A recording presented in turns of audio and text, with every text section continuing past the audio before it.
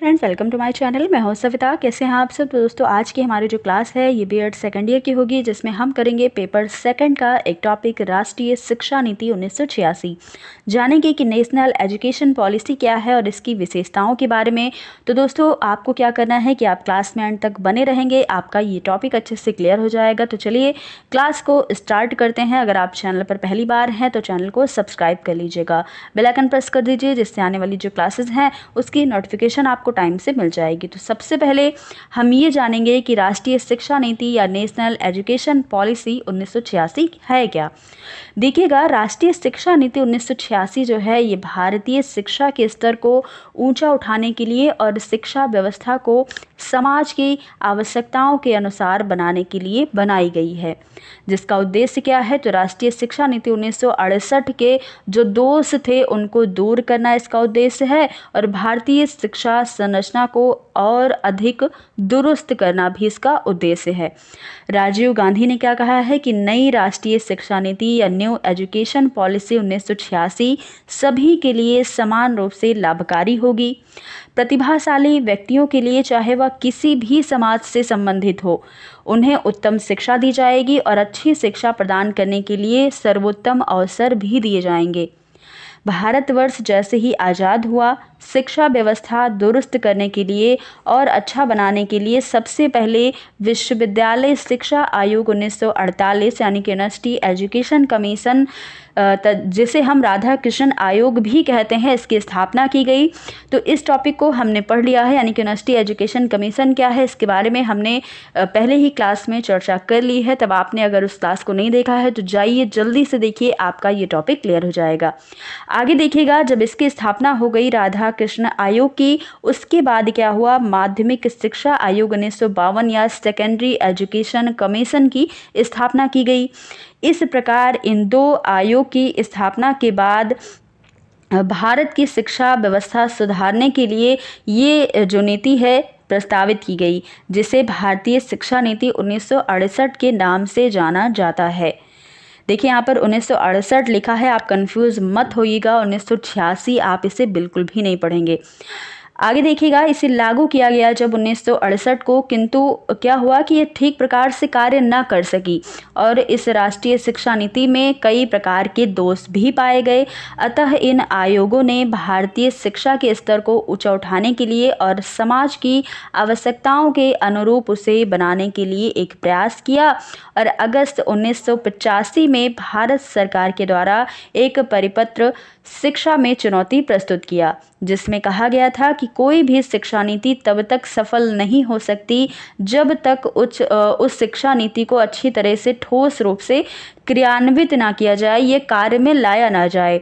और इस प्रकार विभिन्न प्रकार की सभाएं और वाद विवाद हुए, जिसमें विश्वविद्यालय शिक्षा अनुदान आयोग या यूनिवर्सिटी एजुकेशन ग्रांट्स कमीशन तथा अन्य शिक्षा से जुड़े हुए संगठनों ने विचार विमर्श किया और एक राष्ट्रीय शिक्षा नीति तैयार की गई, जिसे 1986 में संसद में या पार्लियामेंट में पेश किया गया।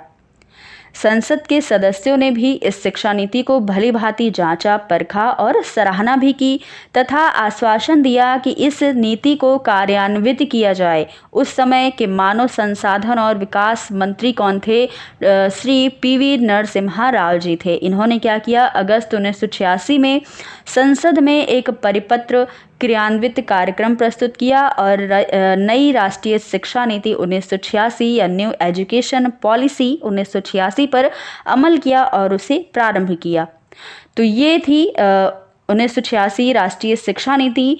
अब आगे जानेंगे इसकी कुछ विशेषताओं के बारे में। राष्ट्रीय शिक्षा नीति 1986 की विशेषताएं देख लेते हैं। पहली विशेषता क्या है, राष्ट्रव्यापी शिक्षा संरचना। राष्ट्रीय शिक्षा नीति 1986 की सबसे प्रमुख विशेषता है संपूर्ण देश में एक प्रकार की शिक्षा संरचना होगी।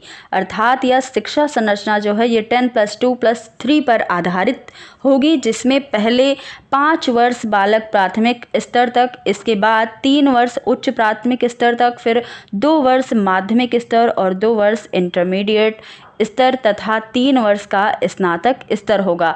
तो इस प्रकार क्या थी शिक्षा संरचना होगी, इसके बारे में कहा गया था। ये क्या है? न्यू एजुकेशन पॉलिसी 1986 की एक विशेषता थी। अगली विशेषता है शिक्षा में समानता लाना। तो शिक्षा सभी के लिए समान होगी, इसमें कहा गया। महिलाओं को, अनुसूचित जातियों, अनुसूचित जनजातियों, विकलांगों और अल्पसंख्यकों को जो शैक्षिक असमानता थी वह समाप्त कर दी जाएगी।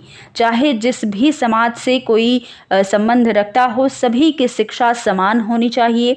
प्रत्येक राज्य बिना किसी धर्म, लिंग, जाति और वर्ग के भेदभाव के बिना सभी वर्गों को समान शिक्षा का अवसर प्रदान किया जाएगा। तो नई एजुकेशन पॉलिसी 1986 में कहा गया कि सभी को समान रूप से शिक्षा दी जाए, चाहे वह किसी जाति का हो, चाहे जिस धर्म का हो, चाहे जिस लिंग का हो, चाहे जिस जाति का हो। तो ये चीजें कही गई। अगली विशेषता है राष्ट्रव्यापी पाठ्यक्रम की संरचना कैसी होगी। तो राष्ट्रीय शिक्षा नीति 1986 में सभी राज्यों के लिए एक समान पाठ्यक्रम की सिफारिश की गई, जो राष्ट्रीय मूल्यों और राष्ट्रीय एकता को विकसित करेगा और देश की संस्कृति के प्रति चेतना भी जागृत होगी। जबकि जो पाठ्यक्रम है या करिकुलम है, उसके निर्माण में राज्य और केंद्र दोनों के पास अधिकार सुरक्षित रहने चाहिए। ये कहना था न्यू एजुकेशन पॉलिसी का। अगली विशेषता है प्राथमिक शिक्षा का सार्वभौमिकरण।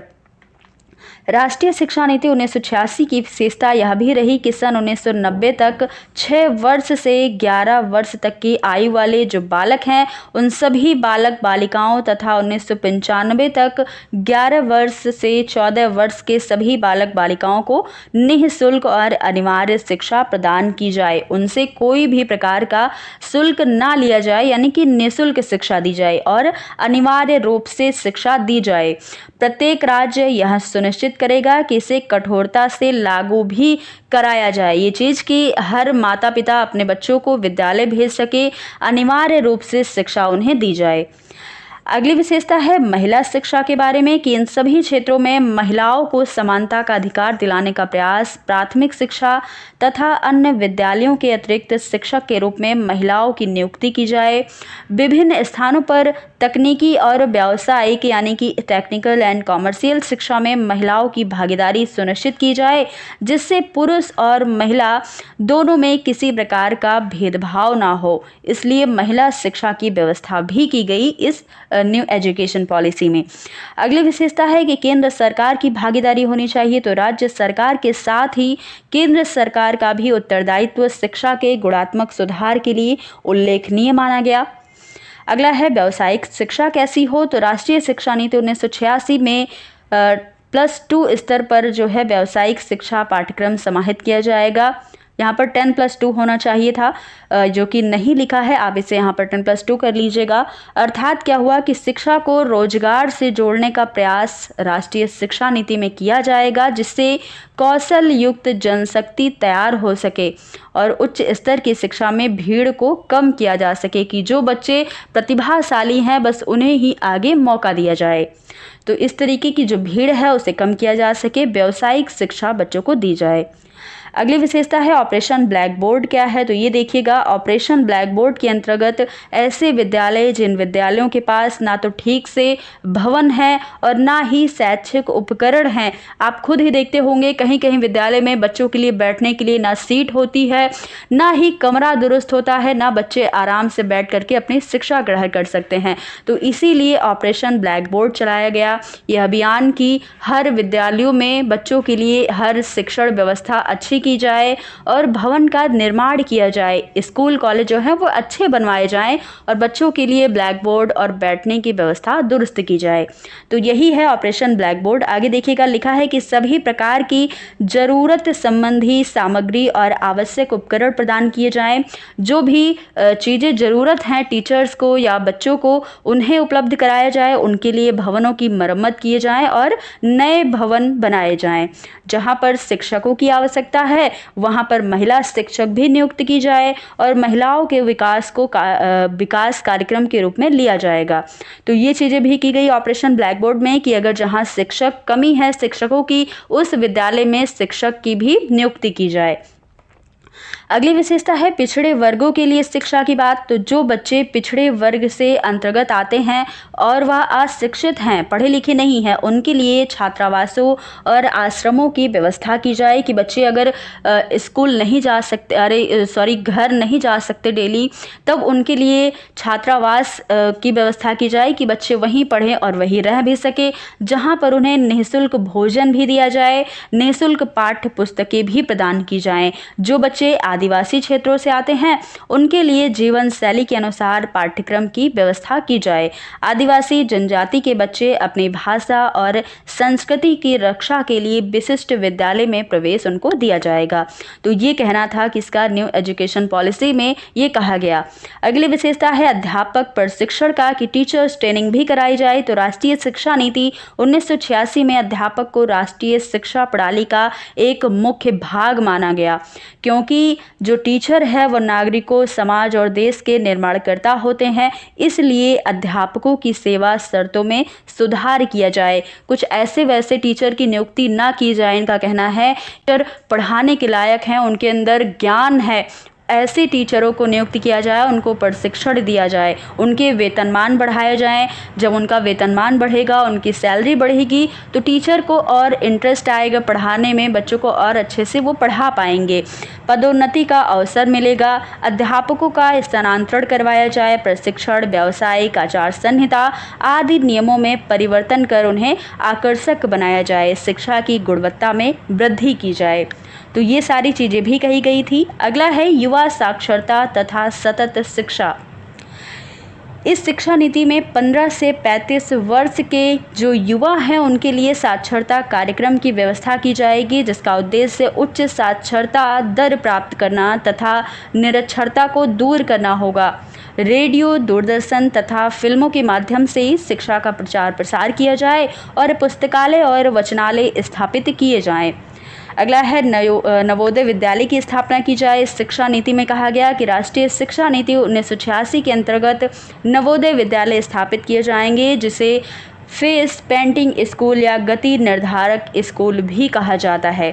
देश के प्रत्येक जिले में एक नवोदय विद्यालय और मॉडल स्कूल स्थापित होगा, जो पूरी तरह से आवासीय होगा और पूरी तरह से निःशुल्क की व्यवस्था यहाँ पर की जाएगी। इस विद्यालय में ग्रामीण बच्चे, पहाड़ी क्षेत्रों के बच्चे, प्रतिभाशाली बच्चे, उनको पढ़ने की सुविधा दी जाए, जिसमें अनुसूचित जाति और जनजातियों के लिए विशेष आरक्षण भी रखा जाएगा।